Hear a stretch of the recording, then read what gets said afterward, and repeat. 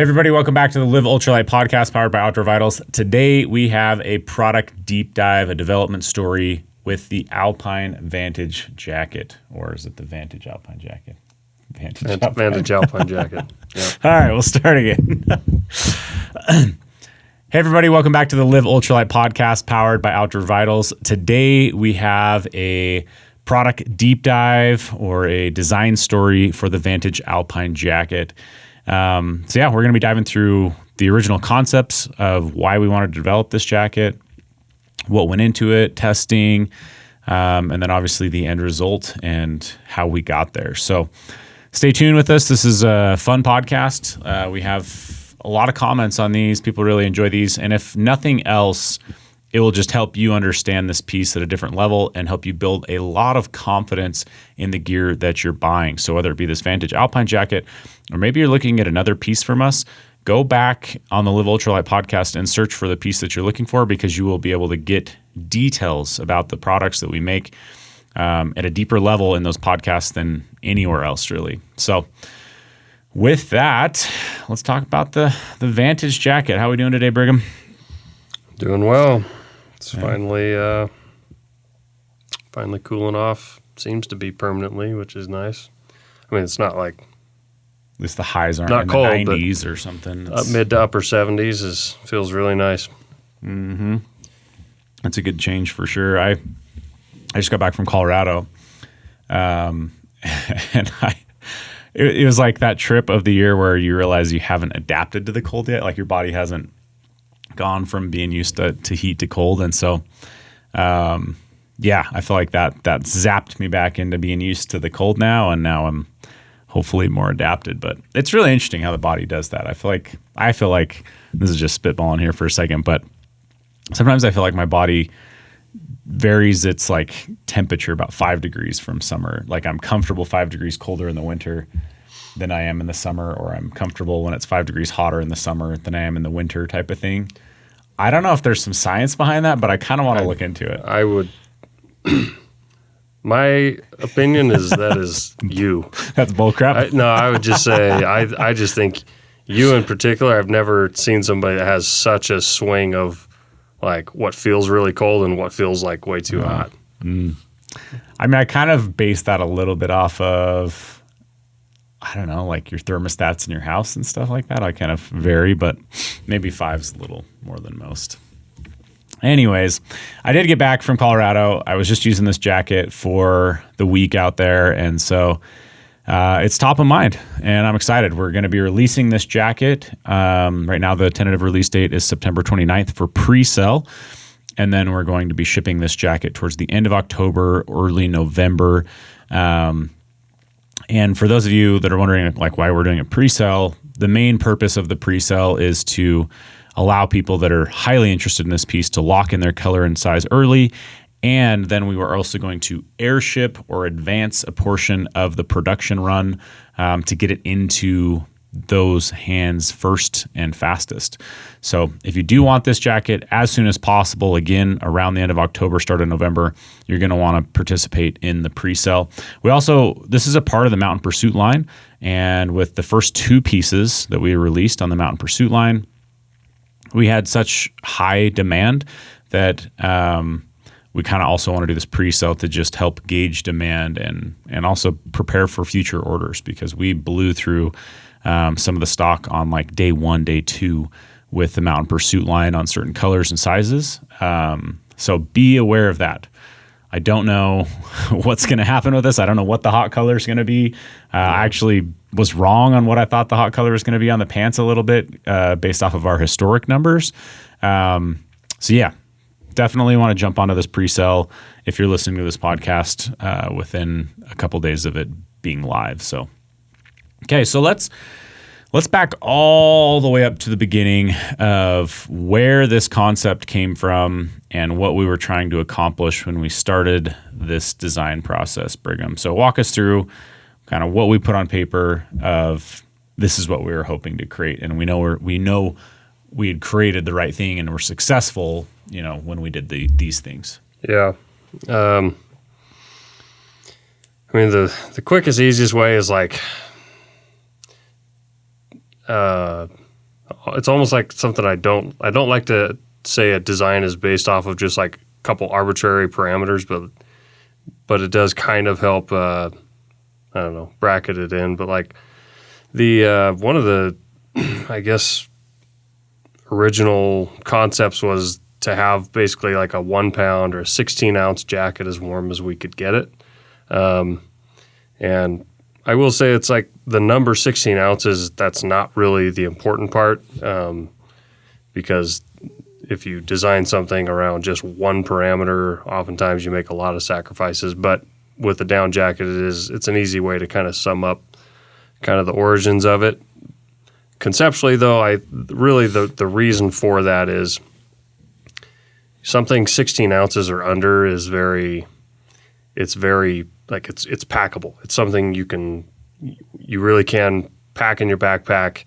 Not that it's needed in the summertime, but let's say you have a 16-ounce jacket, like that's not going to break the bank, so to speak. Like it's not going to make or break your ability to knock out a 100-mile hike, because you have 4 extra ounces of jacket. But what it does mean is there was kind of a gap in like some of the just really functional puffy down insulation options out there, including our own, of just especially in regards to shoulder seasons, spring and fall, where temperatures get a lot colder at night. There's less sun, there's less days or less hours of sunshine or daylight.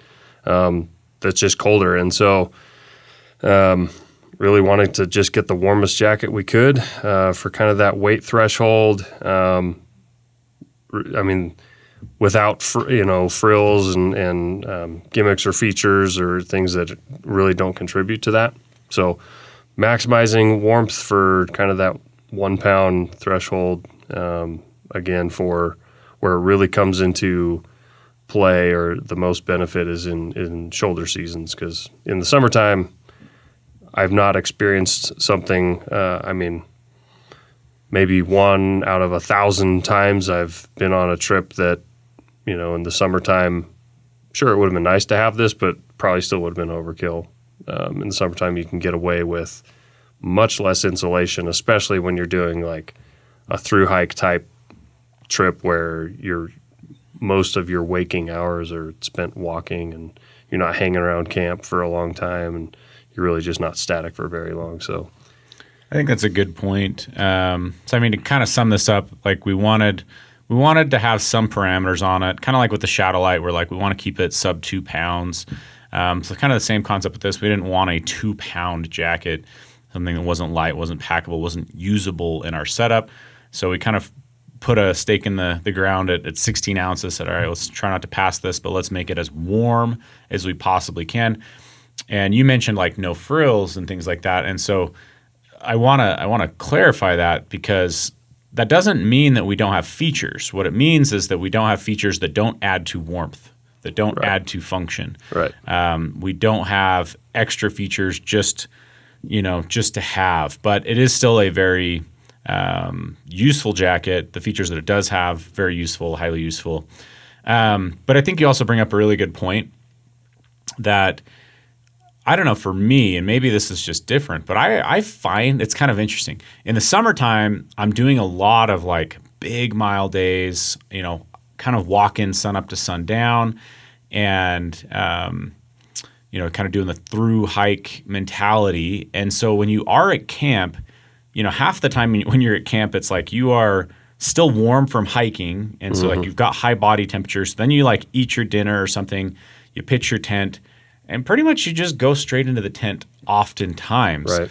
But what I find in the shoulder seasons, like you mentioned, is one, there's way more nighttime hours just in general. The sun is not up as much, and I'm not usually doing as many miles and hike. Like the goal isn't to go as many miles, it seems like. But in general, though, you are sitting in camp a lot longer, which is where it really makes a huge difference to have a piece like this. I was just thinking back to like when we went on the Zion West Rim last year, me and you, and we were in camp a long time, and we didn't have to break camp early because we weren't trying to log a big mile day. And so we're using pieces like these a lot more in the shoulder season. So something to think about. I don't know if that's really the case for everyone. Obviously, the more time that you plan to spend in camp, though, the more these static or like more stationary pieces of gear become very, very valuable. And our friend Steve with EXO, who also helped, with development on this piece, I like the way that he puts it, which is, I've never had a puffy jacket that I was like, oh man, this thing is just too hot. I can't handle it. Right? So it's like, all right, if we're going to do a 16-ounce jacket, let's just make this as warm as possible. We don't advise you actively hike in this piece. It is built for being stationary, for sitting in camp, for watching things. Maybe they're sitting there fishing. I don't know, something like that where you're just not moving and you need as much warmth as possible. So, okay, so that was the parameters we kind of set out with. We have, obviously at Outdoor Vitals, we've built a lot of jackets. So we have some base. We had some initial knowledge, and I'd imagine that's a good place to start. And well, what did we want to start with, and what did we throw out and want to scrap? Well, I mean, in an insulated jacket, the thing that keeps you warm is the insulation itself. There's some easy decisions to make with regards to the jacket being packable and wanting to maximize the warmth for the weight. That is an automatic shoe-in for down. It's just not even it's just a no-brainer. So obviously we knew we wanted to go with a down insulation, and then when you want to maximize down insulation, warmth to weight, I mean, the more down you put in it, the warmer it gets, regardless of fill power. But there is a thing called fill power, and what that means is, a lower fill power of down would require even more down to go into the jacket, which would be more weight. The higher the fill power goes, the less down you are required to put in the jacket to achieve the same level of warmth. So, making a decision there, and there are diminishing returns both ways. Like the higher you go and the lower you go. And so we had to make some decisions there, and we wanted this to be a very warm jacket for the weight, and so that does lean us toward the direction of a higher fill power jacket. So let's quickly touch on that, because I think that's something that is just really powerful to know, which is if you took a 900 plus fill power down and you wrapped it or put it inside of a heavy material, that down will not have enough push to loft fully, like to lift the fabric and to stay lofted fully. So you do really have to pair the weight of the fabric with the higher fill power or the lower the fill power, right? So something to note there when Brigham kind of mentioned that, like you can totally spend a bunch of money on a really high fill power jacket, put it in a heavy fabric, and it did you no good, essentially. Yeah, I mean, the only way, that's why it is a balance of diminishing returns, because, yeah, I mean, if you can go to an ultra high fill power, and then the trade-offs are then you really have to make very sure that you've got a very lightweight fabric that will allow maximum expansion of the down. But really there's a lot of trial and error to that. There's not just a recipe. It's not just like, oh, look it up in the recipe book and it tells you what fabric weight to use with this much down in this size of a down chamber and this, this fill power. And so there's, it's pretty blurry. But you do reach a point where you could end up just actually shoving more down in something just to get it to loft up, which kind of defeats the purpose of going to a higher fill power. So that's not to say that we couldn't have used a higher fill power. It just would have changed the balance of benefits and drawbacks to the jacket. But so we ended up with... So we used, it's 850 fill power, Expa dry down. So yeah. Expa dry, that is the the down that is treated with nano gold, and we've had incredible in the field performance out of that. Now we've used DWR treated downs for a lot of years, and there's good ones there. There's okay ones there. We had a lot of success with Hyperdry, which is a wax-based one.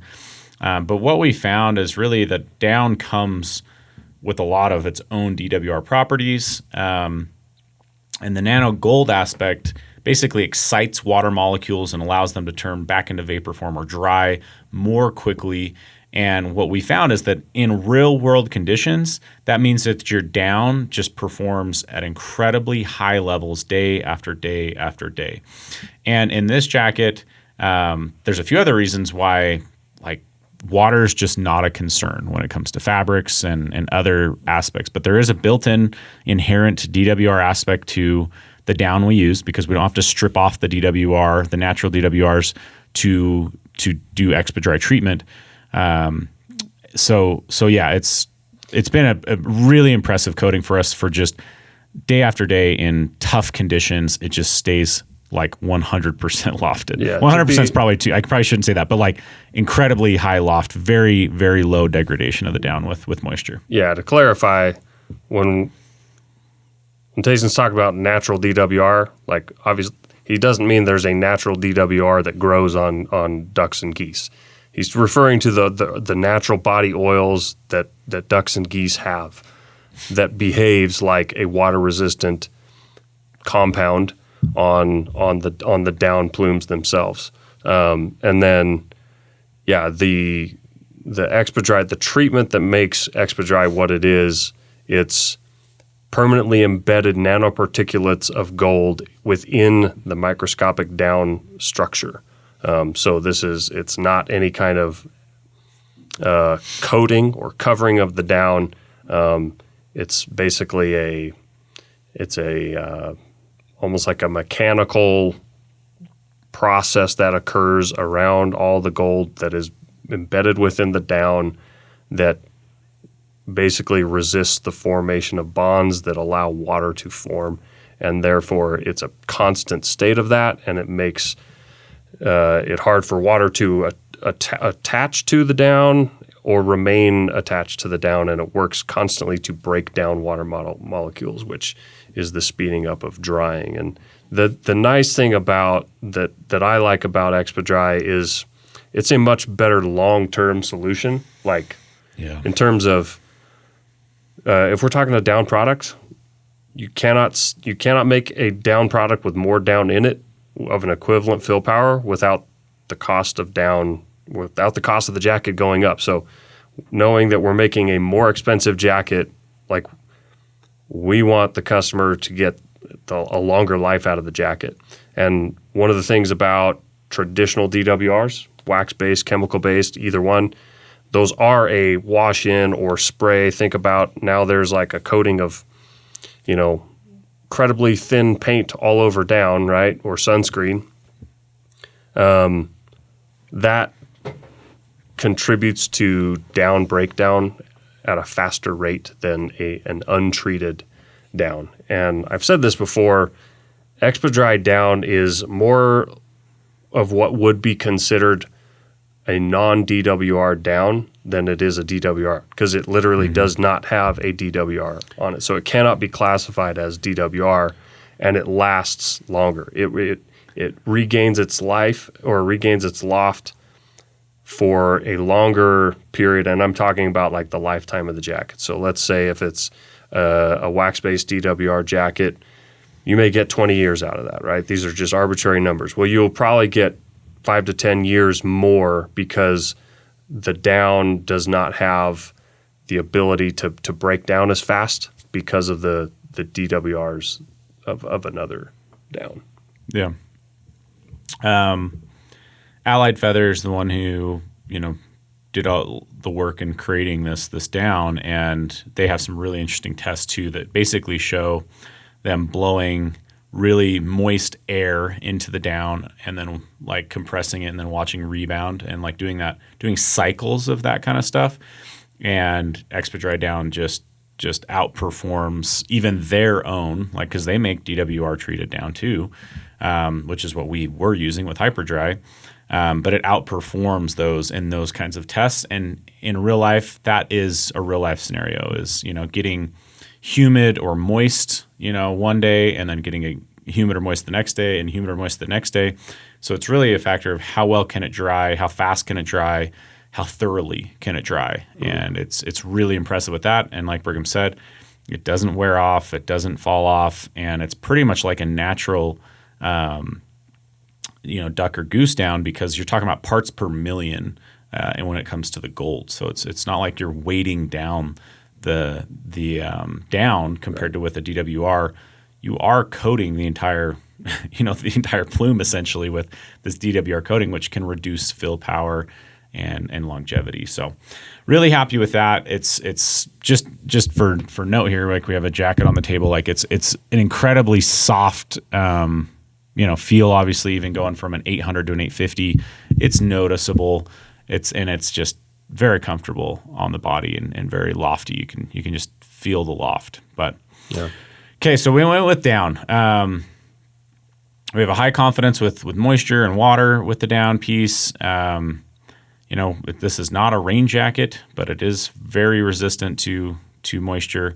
So we really like down for that aspect. When it comes to just weight to warmth ratios, nothing touches downs to this day. So what else did we kind of take into consideration as we looked at what we've maybe done in the past, what we wanted to change or do in the future with this jacket? Yeah. So we because we did kind of have kind of a limit of what the end jacket weight was targeted, what we wanted it to be. So again, that 16-ounce mark, that's for a size large. That was kind of the benchmark. That meant, we had to decide what we were going to include or not include. And some things we included that are obvious, like a full zipper, a couple hand pockets, some adjustability, and we'll get to the reasons why. But again, we wanted every design aspect of this to point or to contribute toward warmth or heat retention, much less so. We weren't going to include something that was not related to heat retention or warmth. So this jacket doesn't have pit zips because that would just add, maybe an ounce and a half or two to the jacket and would decrease or not contribute to the warmth of the jacket. Certain, extra pocketing. The only pocketing we include is on the exterior, the two kind of lower hand pockets, and those functionally contribute to basically like the ability to warm up our hands. So technically speaking, the jacket could be warmer by not having hand pockets, but for usability of a jacket in cold temperatures, it's much like, let's say you're sitting down to boil water and prepare dinner. Like you pretty much need the dexterity of your bare hands. So take your hands out of your pockets for a couple minutes to turn your stove on, put the pot on, and then put your hands back in your pockets. So it's got those two hand pockets, and obviously the insulation, the pocket sits behind the insulation, so the insulation is outward of where your hands are sitting in the pockets.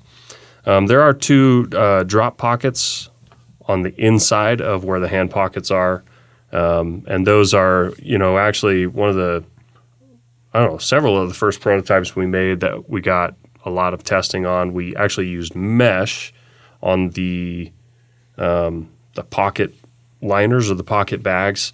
And part of that was for maybe some weight reduction and then just maybe some ability to dry, say damp gloves or a beanie or something. But what we found and got a lot of feedback on was, man, as soon as you unzipped the pocket, you could actually feel drafting just basically from wind, from the open pocket, and then air could kind of go, wind could blow through the mesh, and it was very noticeable. And then, so just going to a closed fabric and not a mesh pocket bag, it's like a very noticeable improvement that we made throughout the development process. Yeah, you would not think that a thin piece of fabric would be that much warmer than a mesh piece of fabric, but it was absolutely Yeah, if you're significant sitting in still testing. and there's even a 5 mile per hour breeze, like you definitely feel it. Other functional design elements that we, intentionally included were like a cinch cord at the hem or a draw cord hem. So the ability to essentially kind of close off the ability for warm air to evacuate down the bottom of the jacket. That's another. I wouldn't say it's like nobody knows about it, but it's underrated. I think how much heat you can lose out the bottom of a jacket just by not cinching it up. It's not a big deal if it's just like for like 5 or 10 minutes, but if you're just like sitting still or especially standing still for more than a few minutes, like you'll start to feel a lot. Like you'll start to feel like you are wondering why your jacket is not warming you up as much, and it's because you're losing a lot of heat out the bottom of the jacket.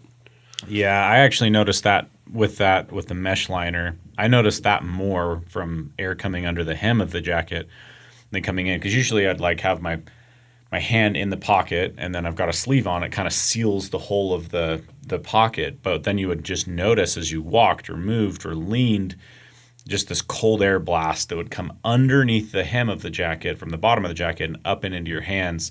And it really just like, I've never used the cinches on the bottom of a jacket more than when we had those mesh pieces, because it was like super apparent how much cold air can get in the bottom of a jacket.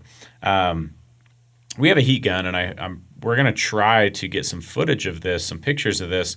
But I remember watching a video probably 12 years ago now on YouTube, one of the like OGs on YouTube that would kind of review certain jackets. He owned a retail shop. I think it was Pro Light Gear or something like that. And I remember he did a video on this with a thermal camera and just showed how much cold air comes out of the bottom of a jacket. And it was really, really prominent. And so, having that cinch cord on the bottom of the jacket is a must when you're talking about how to stay as warm as possible in a jacket.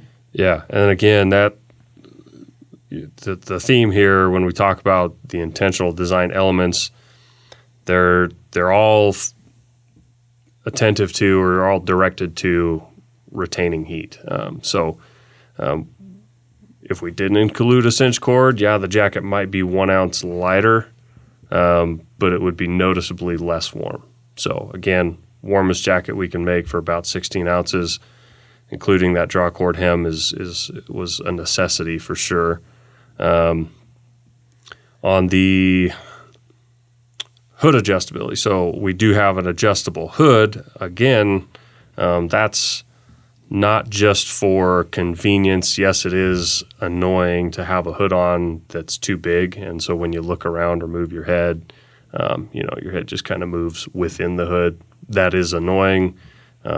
It's inconvenient.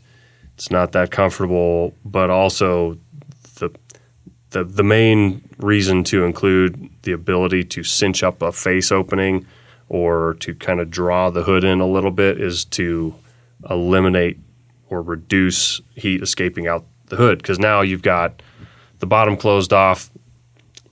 Air is going to try to escape. So close off the bottom with the draw cord hem, and then we also want the ability to, restrict the ability for heat to escape out the chimney, which is, the collar and the hood. And so we've got the ability to cinch it up behind the head, and that kind of closes the hood in just around the circumference of the head. And then the face opening, we have draw cords that kind of enclose the face opening around the front of your head. So those definitely,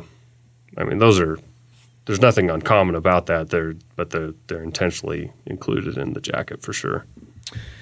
Let's talk about the fabric. This is a new development on fabric, but it also uses some of the technology we've had in other jackets. So why did we want to use zero stitch technology, and what did we change in this fabric?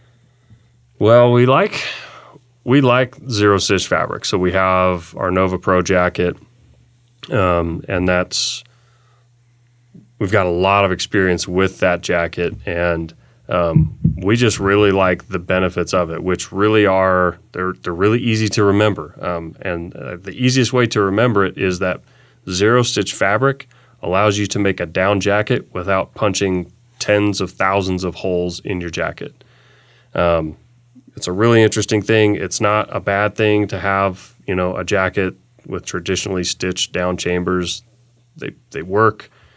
They're fine. However, we have just observed over years that we like this better because it's more wind resistant, it's more water resistant, it's more dust resistant.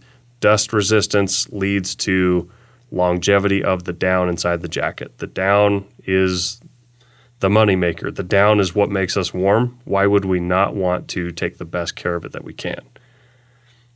The dust resistance means we don't have to wash it as much. Longevity of the jacket, also warmth of the jacket. Dust is the most significant deteriorator, or I don't know what the word is, but it's a significant contributor to down degradation, dust and dirt that comes into the jacket. And then it also reduces or almost mitigates like the ability for down to escape out the stitch holes.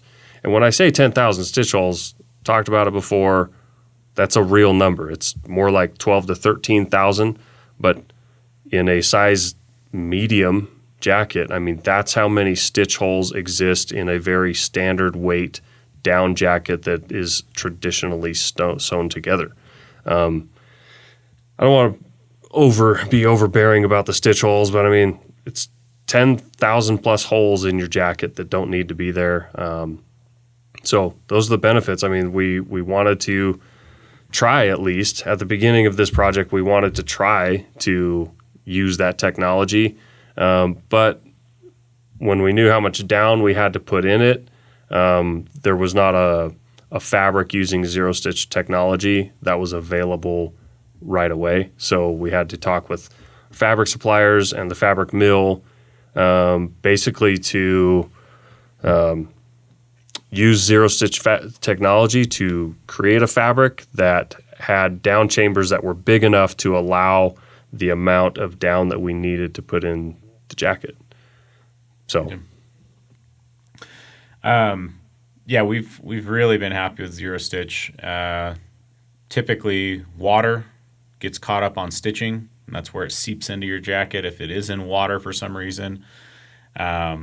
And that's like part of what like protects your down, right? Keeping moisture out of your jacket keeps your down lofted, warm, performing at top notch. I actually grabbed a jacket the other day and just held it up to like a window that had stitching in it and just looked at the stitching lines, and like it's one of those things that it kind of feels like once you see it, you can't unsee it, because there's like some of the stitches are very small and tight, and then some of them, especially where they did like some back stitching and stuff towards the end of some of them, it was like, holy cow, those are some big old holes sitting there.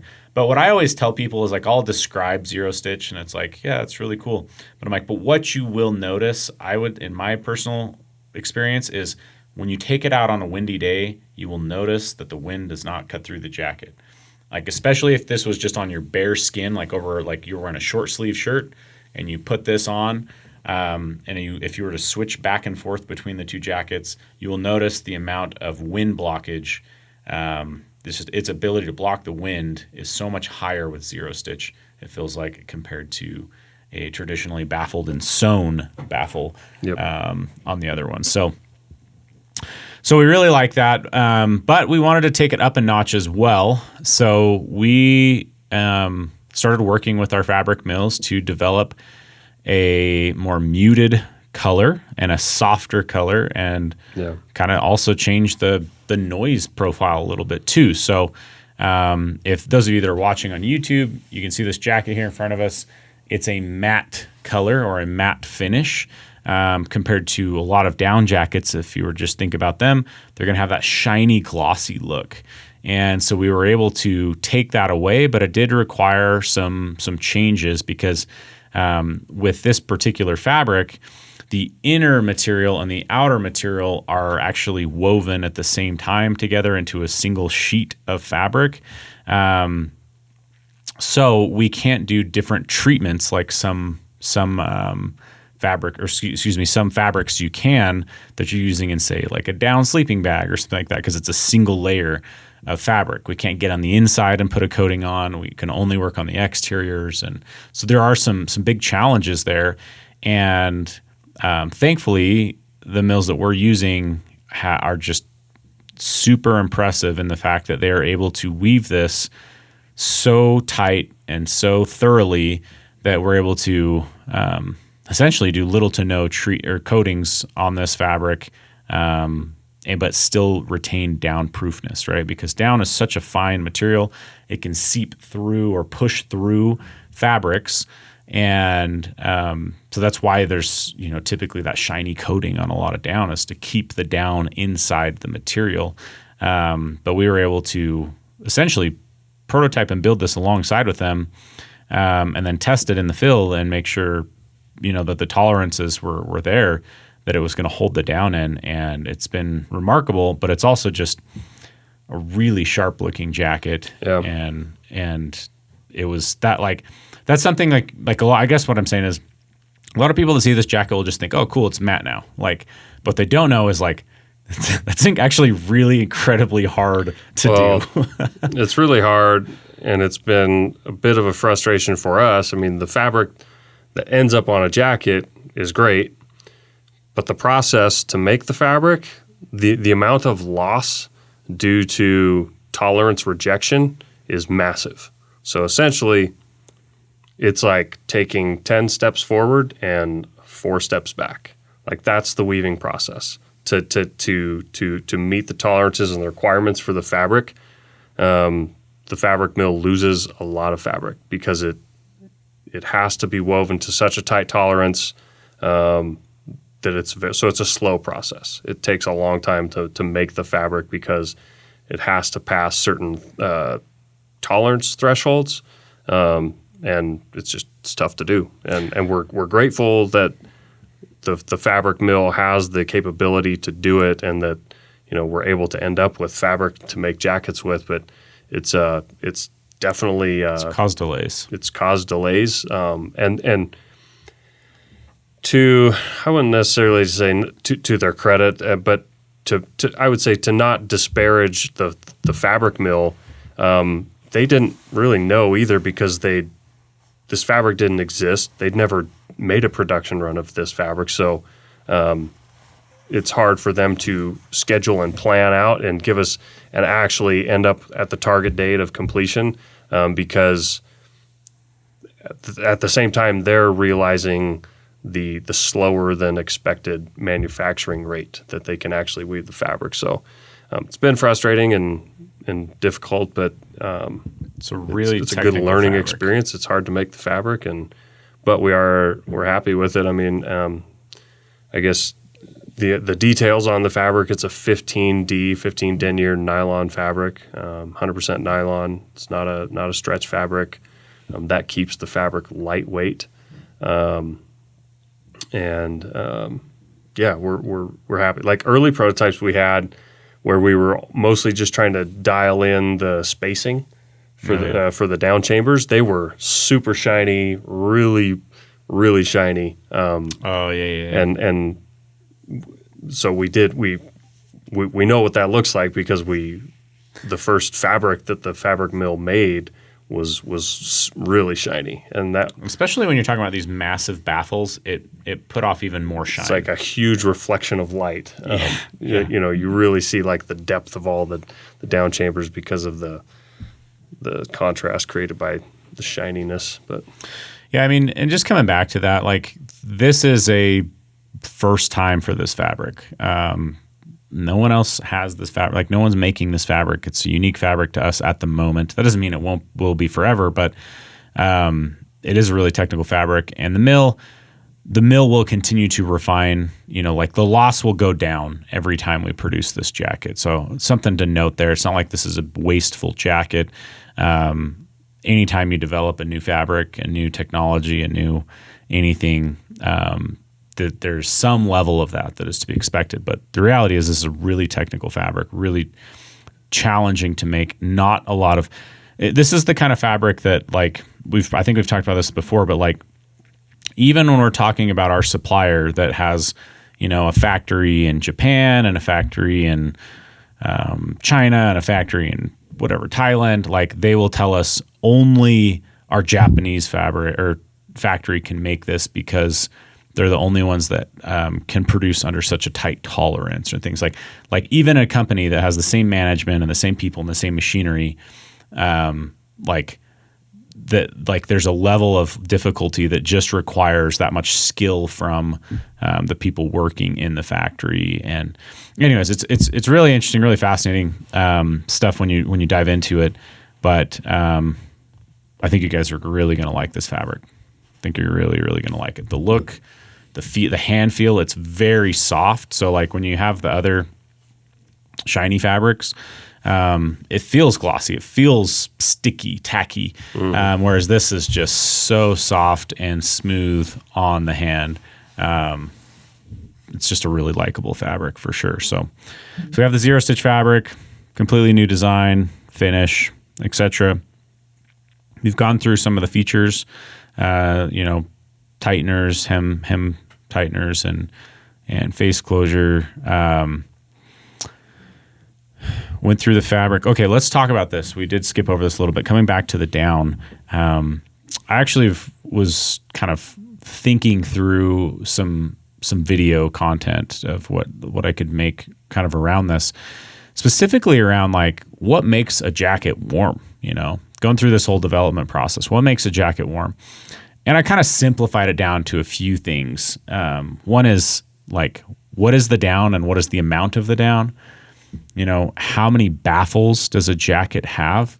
Even if it's non-zero stitch, that matters because if you've got something that's baffled very, very tightly, meaning they just have a ton of the sewing lines across it, that typically means that there's less down in it, that there's more holes in the jacket for wind and water to get in. So, baffle thickness, baffle construction really matters. And then obviously the last features would be like the hem tightener and your face closures and things like that. Those three things kind of in categories lump in my mind what makes a good jacket. And so if you have a jacket that you're thinking about that's like, oh man, like I hate to throw this one under the bus, it's just really well known, top of mind. If you look at like a Ghost Whisperer jacket, they've got so many baffles, so tightly sewn together. Usually their baffles are maybe 2 centimeters or something like that apart, which doesn't give down a lot of space to loft, but really they do that because of the amount of down in the jacket. So just using that jacket as a comparison, in their, I think it's 850 fill, but it might be plus or minus, it might be 800 or 900, but it's right in that category, somewhere between 800 and 900 fill power. They have 2.5 ounces of down in that jacket. And so they have to sew it that tightly to keep the down from just falling all over the jacket and clumping up and shifting and keep the down in place. With ours, we're able to do really big baffles and leave it really open because of the amount of down and the fill power of our down. So in our jacket, and you'll know these numbers better than me, and maybe I'll have you say these, but in our jacket, we have over 7 ounces of down. I believe in the size medium, which is incredible. As I was doing just some other research on this, I really couldn't find much to compare. Like the only pieces get into like a $400, $500 price range that have that much down, and typically they're built for like extreme Alpine stuff. Yeah, I mean it's not that it's like impossible for them. I'm just saying like for general brands, you guys know. And this comes back to what we talked about pretty early in the podcast is there's a gap. And a lot of that gap exists because maybe these bigger brands, they have to kind of, they're looking at a development for the masses to appeal to as many people as possible at once. And like this jacket's just not designed for that. This jacket is for the user that spends a lot of time in shoulder seasons. Some brands might not be willing to put that in a design brief because maybe management or investors aren't willing to focus in that narrow on a user.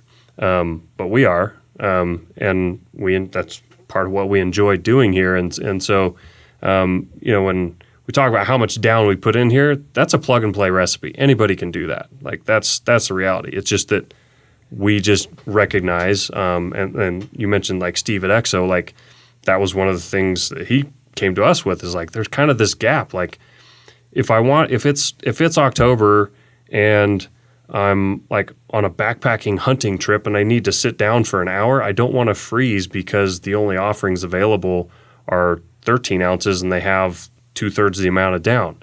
There's just a gap. And so, that's why when we make this decision, okay, we're going to make this jacket, then all decisions are going to lead towards keeping it as warm as possible because, for a 16-ounce jacket, we can put in a size large, 7.5 ounces of 850 fill down. And there's just not a lot of jackets out there that do that. It's expensive. Down's the most expensive, probably the most expensive thing you're putting into this jacket. Absolutely. It's very pricey to buy and treat and stuff down into a jacket for sure. So when I think about it, like I think there's a cost element for some reasons why there's not always more down. And that I guess that just know not all puffies are the same. Sometimes puffies get put into this category and it's like, oh, I've got a puffy jacket, check the box. Well, there's just no comparing this piece to a jacket that has 2 ounces of down in it. You're talking about a jacket that has 3 times the amount of down in it. So it's definitely those details. Not all puffy jackets are the same, but our goal with this was to load it with as much down as we possibly could, of a premium down, as we possibly could. And that's where you get just so much loft, so much of the warmth. So like you mentioned, about 7.5 ounces of down in a size large on this jacket, which is incredible. And it's even more incredible when you start to look at the price point on this compared to other offerings out there. So this piece is releasing at a price point of $275 for the amount of down, for the technicality of this fabric, for everything that's gone into this jacket. It is a very, very competitive price, I guess is how I would put that. But now you guys are educated. You can go and compare what other jackets are out there. You can compare the amount of down, the fill power, the quality, all of those aspects, and put it head to head. And I think you'll be really, really impressed with the price point and everything else that this jacket has to offer. I know that I was, even as I was just doing some preparation for some other stuff, and I started to just look around. It's not like we design a product and we look at all these competitors all the time. And so sometimes we'll get to the end and I'll look at some of these competitors of okay, what's this going to go head to head with and what's it going to compare to? And it's super impressive, super, super impressive. So you guys have the info now. You can go and consider the fact how tight, baffled things are and how much down and that whole thing. But again, this piece, super happy with it. I was just in Colorado. It was literally snowing on us as we were walking in. Super cold mornings, super cold evenings, wind blasting us up at 12,000 feet passes, and I was doing a lot of static sitting, right? Mm-hmm. So I was out there hunting, and so I was sitting a lot, staying, motionless a lot, and super, super impressive piece. I think it really is kind of one of those capstone, trips where you're just like, yep, I think we nailed it in every way. I don't have anything to add or subtract from the jacket. But yeah, I mean, it's just when you need something that is just bomb-proof warmth, I think that's when you really turn to something like this. When you don't want to have to be concerned about if it's overly windy or if there's a lot of moisture coming down, because this isn't a rain jacket, but when you are in rain, stuff gets wet, at least a little bit wet. Right. You're putting on a rain jacket on top, you're taking it off, you're you're layering, you're unlayering, things are happening and water will come in contact with this. Or you're getting into your tent. Well, when it's actively raining, there's so much more humidity in the air and more moisture and condensation that gets into your tent and all those things. And there's just zero worry with this jacket. Actually, my kids wanted to go out and play in the rain about 2 months ago, and it was just torrential downpour for about an hour. And I was like, oh, this will be a good torture test. This is not what this jacket's built for, but I was like, it's a good torture test. So I threw on this piece, went out there, and was just getting dumped on for an hour straight. And I had no moisture inside the jacket at the end of it. The only places I had moisture are where it could run down a little bit of a seam or right underneath my armpit where I'm playing with my kids outside, right? So I'm actively getting water kind of coming down underneath my armpit. And then as I'm squishing my arm back down my armpit, it did get a little bit of moisture there. But it's just bomb proof. If you take it out in whatever conditions, it will perform. It's definitely what I love about Zero Stitch, what I love about Expedry. It's a phenomenal jacket. So, yeah, I think what